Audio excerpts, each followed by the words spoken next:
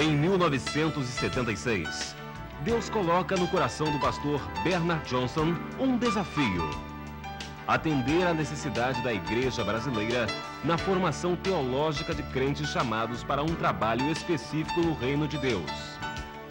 Em janeiro de 1979, nascia na cidade de Campinas, São Paulo, a ETAD, a Escola de Educação Teológica das Assembleias de Deus. Aprovada pela Convenção Geral das Assembleias de Deus no Brasil, a ETAD seguiu seus objetivos, levando a milhares de alunos o conhecimento teológico para melhor trabalhar no seu campo de trabalho nas igrejas plantadas no Brasil e no exterior. Através de núcleos de ensinos instalados nas igrejas ou entidades voltadas para a formação de obreiros, a ETAD alcança milhares de alunos através do sistema ETE, Educação Teológica por Extensão. Utilizando os mais modernos recursos de educação, a ETAD fornece meios necessários para o apoio das aulas nos seus núcleos de ensinos. No seu curso básico de teologia, coloca à disposição dos interessados 32 manuais de estudo, distribuídos nas seguintes áreas: Bíblia, Teologia, Ministério da Igreja e Educação Geral. Escrito por autores consagrados e de vasto conhecimento na área do ensino, este material é produzido também em vídeos que utilizam professores e especialistas em diversos setores do conhecimento teológico e recursos audiovisuais que auxiliam na didática. Acompanhando a evolução tecnológica dos sistemas de educação, a ETAD utiliza os mais modernos recursos operacionais para apoiar suas atividades.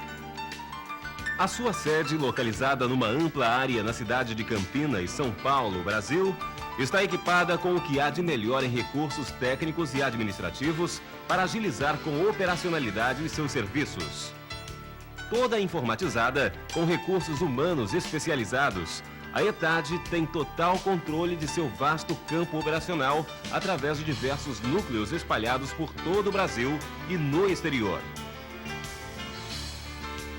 Hoje, a sua direção, liderada pelo seu presidente, pastor Terry Johnson, e operacionalizada pelo diretor administrativo, pastor Josué de Campos, e mais uma equipe de profissionais em diversos setores, mantém com funcionalidade e competência este grande ministério de formar homens e mulheres para que o trabalho de Deus por todo o mundo seja realizado da melhor forma possível e cresça cada vez mais. A ETAD, Escola de Educação Teológica das Assembleias de Deus, está ao seu alcance. As igrejas e entidades voltadas para o treinamento de vidas escolhidas para o serviço de Deus têm à sua disposição todos os recursos para formar seus obreiros e fazer com que as boas novas de salvação alcance muito mais vidas num mundo complexo e sofisticado. Portanto, esta é a sua grande oportunidade de ter uma escola teológica à sua disposição, proporcionando à sua igreja e colaboradores recursos teológicos que melhor sirvam a obra de Deus. ETAD, Escola de Educação Teológica das Assembleias de Deus, treinando obreiros e leigos para a seara do Mestre.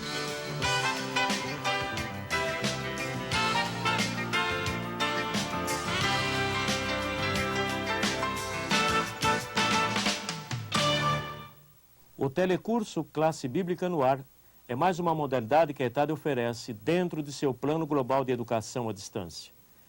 É um curso de nível básico em teologia com um currículo de 32 matérias que regularmente poderá ser concluído em 4 anos. A ETAD, ao cobrar o custo do curso de cada matéria, enviará um kit contendo o manual de estudo, as fitas de vídeo e o manual do aluno. E o envio é feito pelo correio pelo serviço de reembolso postal. Nossos manuais de estudo são padronizados, contendo 10 lições, sendo que você, como aluno, deverá estudar 2 lições semanalmente, fazer os exercícios que estão propostos em cada texto das lições e assistir pelo vídeo às aulas das lições correspondentes. E concluído o estudo da matéria, poderá requerer o exame de avaliação que será aplicado por um examinador. Tendo sido aprovado com a nota mínima 6, você receberá um certificado de aproveitamento, sendo que no final, Ao ter concluído todo o currículo, receberá um certificado de conclusão. Desejamos que o Senhor te abençoe e que lhe dê graça para crescer no conhecimento de sua palavra, para melhor servir na sua seara. ETAD, treinando obreiros e leigos para a seara do Mestre.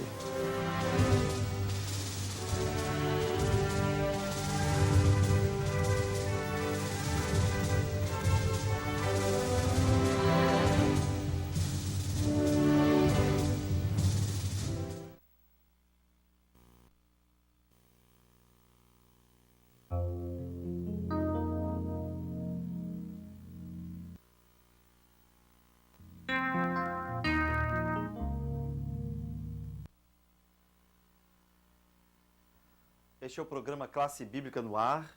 Temos imensa satisfação em anunciar um novo curso que está começando hoje, Doutrinas Bíblicas. Nós vamos desenvolver esse curso em 10 aulas.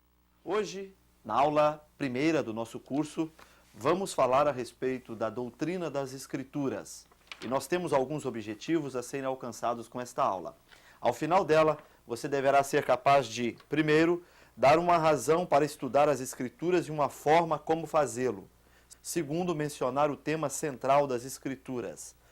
Terceiro, dizer o que se entende por inspiração divina relacionada às Escrituras. Quarto, mostrar a razão da unidade e harmonia das Escrituras. Quinto, enumerar 2 provas da inspiração divina das Escrituras. Esses são os nossos objetivos e o texto de número 1 da nossa aula tem como título O Porquê das Escrituras. Quais são as razões principais para termos em nossas mãos a Bíblia Sagrada? A razão é muito simples. Deus não apenas criou o homem e todas as coisas, mas no fundo do seu ser, ele alimentava a expectativa de que os homens criados por ele chegassem também a conhecê-lo. E pela Bíblia Sagrada nós percebemos que Deus não apenas criou o homem e o universo e se manteve à distância, mas ele revelou-se a esse homem. E existem diferentes formas pelas quais esta revelação aconteceu. Por exemplo, no livro dos Salmos, capítulo 19, versículos 1 até o versículo número 6, nós percebemos que Deus revela-se através da natureza. Eu vou ler apenas alguns desses versículos e você pode acompanhar comigo. Os céus proclamam a glória de Deus, e o firmamento anuncia as obras de suas mãos.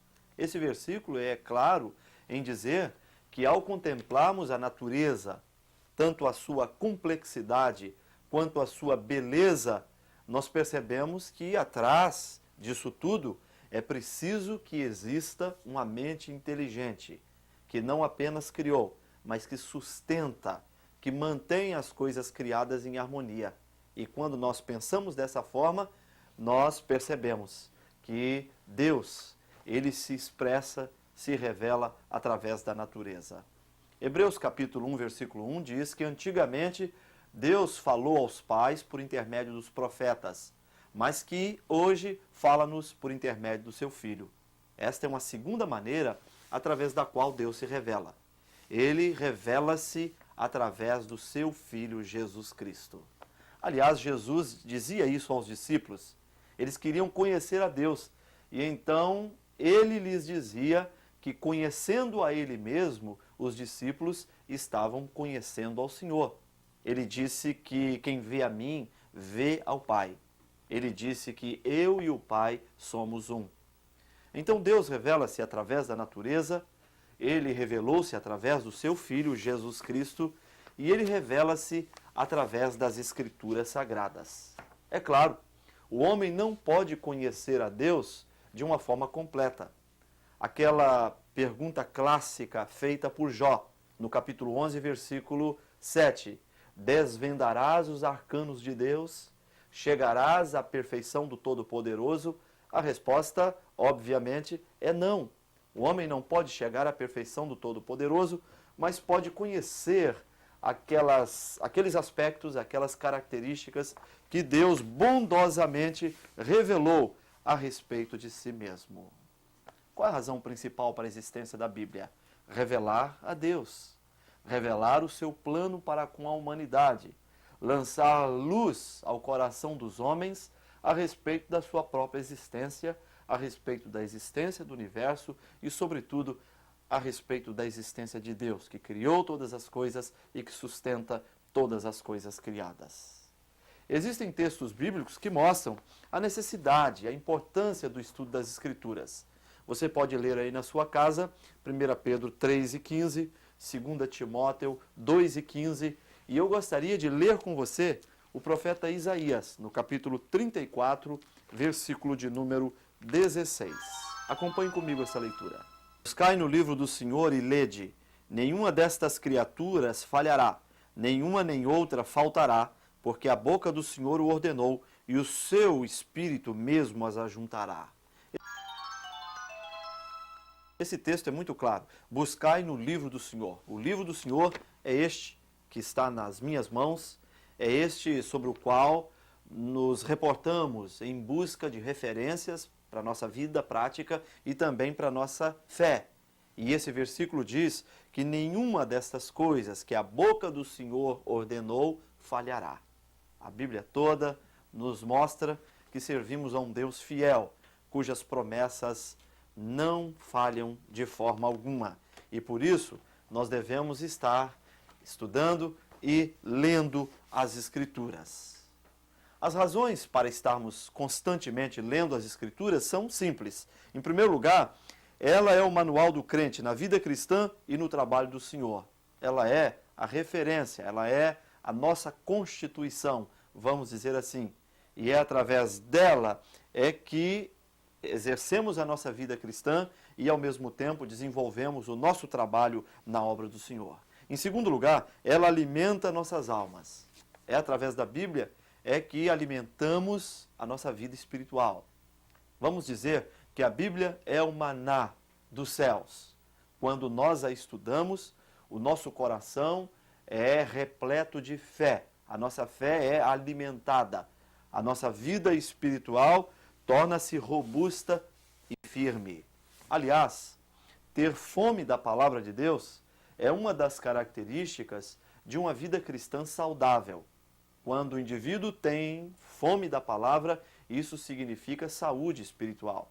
E quando ele busca estudar as Escrituras de uma forma sistemática, diária, ele está alimentando a sua alma com a palavra de Deus.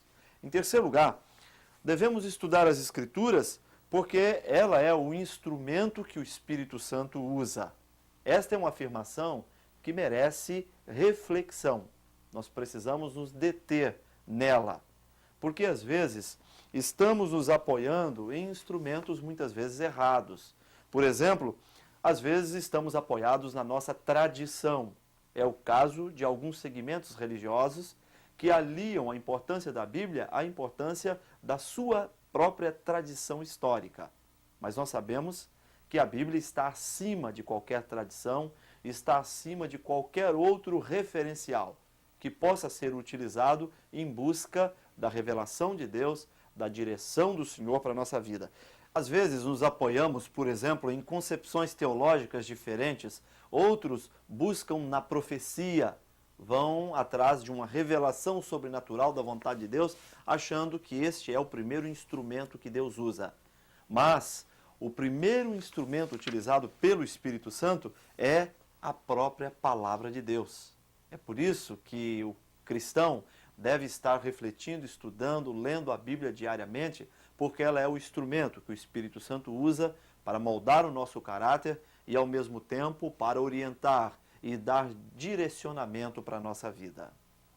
Existe algo que precisamos colocar nessa aula, é que, além de qualquer outra coisa, o estudo da Bíblia enriquece espiritualmente a vida daquela pessoa que se arrependeu dos seus pecados e creu no Evangelho. Ler ou não a Bíblia é uma decisão vital que cada um de nós precisamos tomar. Se quisermos ficar apenas na superfície, vamos estabelecer um distanciamento entre nós e as Escrituras. Mas se queremos um enriquecimento crescente no sentido espiritual, a Bíblia é a referência, a Bíblia é o livro que devemos nos aproximar e estabelecer com ele uma relação de íntima comunhão e aproximação. O texto de número 2 da nossa aula fala sobre o tema central das Escrituras. Nós não precisamos ser experts em teologia, nem conhecer a Bíblia a fundo, para constatarmos que o Senhor Jesus Cristo é o centro da Bíblia Sagrada. Eu gostaria de ler com você no Evangelho segundo escreveu São Lucas, capítulo 24, versículo de número 44. Acompanhe comigo essa leitura. A seguir, Jesus lhes disse: são essas as palavras que eu vos falei, estando ainda convosco. Importava se cumprisse tudo o que de mim está escrito na lei de Moisés, nos profetas e nos salmos. Essa expressão utilizada por Jesus na lei de Moisés, nos profetas e nos salmos, designa o todo da revelação do Antigo Testamento. O Antigo Testamento tinha justamente essa divisão. E quando Jesus usa essa expressão, ele está afirmando que todo o Antigo Testamento fala ao seu respeito. E isto é verdadeiro. Ao lermos o Antigo Testamento e o Novo Testamento, nós vamos perceber que o tema central das Escrituras Sagradas é o próprio Senhor Jesus Cristo. Eu vou colocar para você algumas divisões da Bíblia e alguns livros em que ele aparece de uma forma muito clara.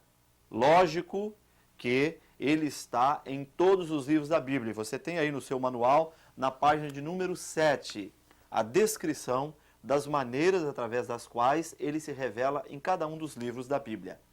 Mas para ganharmos tempo, vamos colocar apenas em algumas divisões da Bíblia. Por exemplo, em Gênesis, ele é o descendente da mulher. Gênesis capítulo 3, versículo 15. Quando Adão e Eva haviam pecado, então o Senhor promete a eles um descendente. E através deste, a cabeça de Satanás seria esmagada. E esta é a primeira profecia a respeito da vinda de Jesus Cristo ao mundo. No livro de Êxodo, ele é o Cordeiro Pascual. Lá no livro de Josué, após atravessar o Jordão, este é um livro histórico do Antigo Testamento, Jesus é apresentado como o capitão da nossa salvação. Em Josué capítulo 5, nós temos o aparecimento do príncipe dos exércitos do Senhor. Diante da sua presença, Josué se curva e adora-o.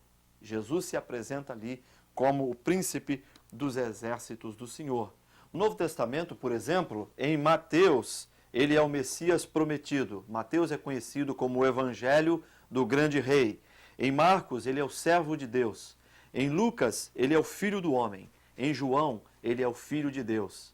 E nas cartas de Paulo, nós percebemos que a preocupação do apóstolo é dar uma explicação, é organizar teologicamente todas as informações contidas tanto no Antigo Testamento quanto nos 4 evangelhos a respeito do Messias, a respeito de Jesus, o Filho de Deus. O tema central da Bíblia Sagrada é o Senhor Jesus Cristo. Ele é o divisor de águas. Quando nós lemos qualquer texto da Bíblia, qualquer livro da Bíblia, nós devemos ir com isso na nossa mente. Esses livros revelam o Filho de Deus, que por sua vez é uma revelação na sua pessoa do próprio Deus. O texto de número 3 da nossa aula tem como título a inspiração divina das Escrituras. A Bíblia é um livro inspirado por Deus. Eu quero ler com você 2 Timóteo, capítulo 3, versículo de número 16. Acompanhe comigo essa leitura. Toda a Escritura é inspirada por Deus e útil para o ensino, para a repreensão, para a correção, para a educação na justiça. Esse texto é muito claro em nos ensinar que toda a Escritura é divinamente inspirada. O texto não diz que algumas partes da Bíblia são inspiradas, mas toda a Escritura é inspirada. Quero ler ainda em 2 Pedro, capítulo 1, versículo 21. Nos diz assim esse texto: porque nunca jamais qualquer profecia foi dada por vontade humana. Entretanto, homens santos falaram da parte de Deus movidos pelo Espírito Santo. Vejam que esse texto é claro em dizer que nenhuma profecia jamais foi nos dada por vontade humana. mas homens foram movidos pela ação de Deus na sua vida e o que registraram era a palavra de Deus. Quero ler ainda no livro de Jó, capítulo 32, versículo de número 8. Acompanhe comigo essa leitura. Na verdade, há um espírito no homem, e o sopro do Todo-Poderoso o faz entendido. Há um espírito no homem, e o que o faz entendido é o sopro do Todo-Poderoso. Isso significa que Deus fez uso de homens, dotados desta capacidade de ouvir o seu Criador e de registrar os relatos e a vontade do seu Criador. E é isso que nos ensina Jó, capítulo 32, versículo 8. Contudo, nós temos uma grande dificuldade em explicar a questão da inspiração. Como é que ela ocorreu? O que é que significa ser a Bíblia um livro inspirado por Deus? Nós já, ao ler esse texto, demos algumas definições. Quando nós afirmamos que a Bíblia foi inspirada por Deus, o que estamos dizendo é que o Espírito do Senhor veio sobre aquelas pessoas que viveram em épocas diferentes, que tinham ocupações diferentes, idades diferentes, que viviam sob condições diferentes, e o Espírito Santo veio sobre eles de uma forma tão poderosa, tão forte, que aquilo que eles registraram era a palavra de Deus. Nós não podemos de forma alguma prescindir da inspiração das Escrituras, senão a alinhamos com qualquer um outro livro. É fundamental que entendamos que a Bíblia é um livro diferente porque veio ao mundo por um ato de inspiração. Eu gostaria de dar algumas teorias erradas a respeito da inspiração da Bíblia. Em primeiro lugar, existe a teoria da inspiração natural humana, isto é, aquelas pessoas que assentaram-se em suas casas eram pessoas superdotadas do ponto de vista emocional, da capacidade de compreensão da realidade. E aquilo que eles escreveram tornou-se a Bíblia, a palavra de Deus. Nós não cremos nessa teoria. Também não cremos que, assim como algumas pessoas recebem inspiração para escrever músicas, para compor músicas, assim também aquelas receberam uma inspiração natural e o que escreveram era a palavra de Deus. Não aceitamos essa teoria e a consideramos uma teoria falsa. Em segundo lugar, existe a teoria da inspiração divina comum. Isto é, hoje recebemos uma inspiração de Deus para ensinar, para pregar, para fazer algumas obras. Mas esse tipo de inspiração é totalmente diferente da inspiração da Bíblia Sagrada. Porque nada que venhamos a fazer hoje pode ser considerado canônico.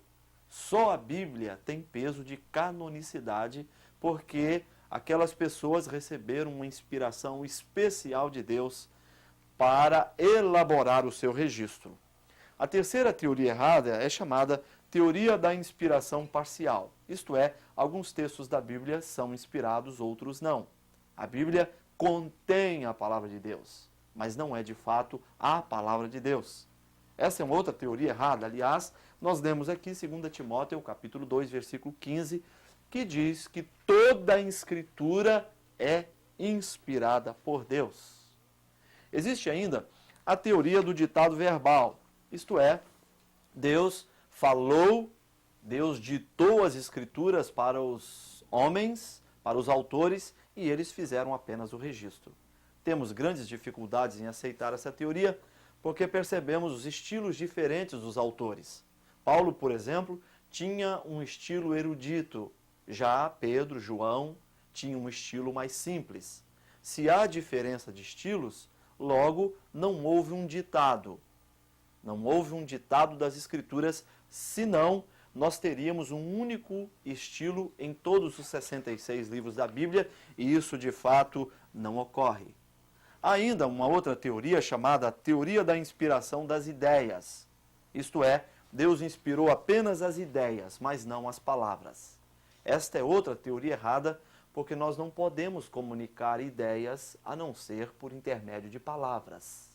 Deus inspirou as ideias tanto quanto inspirou as palavras. Isso não significa que ele ditou.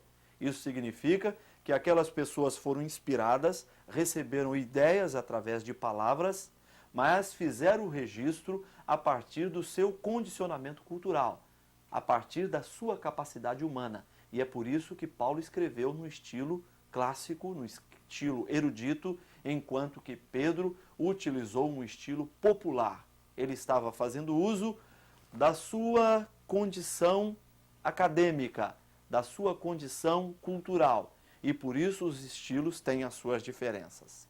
Existe ainda a teoria dos graus de inspiração. Isto é, alguns textos da Bíblia têm um grau de inspiração maior do que outros. E eles afirmam o seguinte, que o relato das genealogias tem um grau de inspiração menor do que o relato da crucificação e da morte de Jesus, por exemplo. Nós temos dificuldades em aceitar essa teoria porque cairíamos num grande erro de estarmos elegendo alguns textos da Bíblia como mais inspirados do que outros textos das Escrituras Sagradas. Toda a Escritura é divinamente inspirada por Deus. O texto de número 4 da nossa aula tem como título Harmonia e Unidade das Escrituras. Este é um grande milagre. Como um livro que começou a ser escrito no ano de 1600 a.C., foi sendo escrito durante 16 séculos por pessoas diferentes, com profissões diferentes, com experiências diferentes, e nós percebemos que há tanto unidade quanto harmonia nas Escrituras Sagradas. E eu gostaria de colocar alguns pormenores desta harmonia nessa aula. Em primeiro lugar, havia grande diferença entre os escritores. Foram homens das mais diferentes atividades na vida humana. Tinham formação diferentes, viveram em épocas, em períodos diferentes, eram pessoas com um background totalmente diferente, mas aquilo que eles registraram tinha total unidade e harmonia. Como exemplo, Moisés foi criado aos pés dos grandes sábios do Egito, foi um legislador. Daniel, por exemplo, viveu muitos anos depois, era uma espécie de ministro de Estado. Tiago, Pedro e João eram pescadores. Jeremias era profeta, sacerdote. E à medida que vamos evoluindo nos autores da Bíblia, que são aproximadamente 40, nós vamos percebendo as grandes distâncias e as grandes diferenças entre eles. Mas o que registraram tem total harmonia e unidade. A segunda coisa que colocamos são as condições e circunstâncias nas quais viveram. Uns escreveram das campinas verdejantes de Israel, é o caso de Davi e Salomão. Outros escreveram de prisões, é o caso de Paulo. A maioria dos seus escritos foram feitos através de prisões. Outros escreveram no deserto, é o caso do Pentateuco, escrito por Moisés na duração dos 40 anos de peregrinação entre a travessia do Mar Vermelho e depois a travessia do Jordão, quando eles colocaram os seus pés na terra prometida. Eram circunstâncias e condições totalmente diferentes. Alguns escreveram do calor das grandes batalhas, sendo atacados pelo adversário. E aquilo que eles receberam foi uma inspiração poderosa do Espírito Santo para que registrassem as Escrituras Sagradas. A razão para essa unidade e harmonia é simples. Eram 40 pessoas totalmente diferentes, vivendo em períodos diferentes, circunstâncias diferentes, situações diferentes, contudo, aquele que inspirava era um só, era o próprio Deus. E quando aquelas pessoas escreviam, eles estavam obedecendo a uma orientação, a uma direção de alguém que estava por trás, influenciando-os de uma forma concreta, de uma forma fortíssima, inspirando-os para que eles pudessem nos legar as Escrituras Sagradas. O texto de número 5 da nossa aula fala sobre provas da inspiração divina das Escrituras. Quais são as principais provas para que aceitemos a inspiração divina das Escrituras? Em primeiro lugar, devemos levar em conta que na duração do seu ministério, Jesus aprovou as Escrituras. Ele disse em Lucas, capítulo 24, versículo 4, já lemos esse texto, que o que estava acontecendo ali é para que se cumprisse o que estava registrado sobre ele na lei de Moisés, nos Salmos e nos profetas. Ele estava simplesmente lançando mão do texto contido no Antigo Testamento para provar que ele era o Messias prometido pelo Antigo Testamento. Numa outra ocasião, conversando com os fariseus, ele disse: errais por não conhecer as Escrituras e o poder de Deus.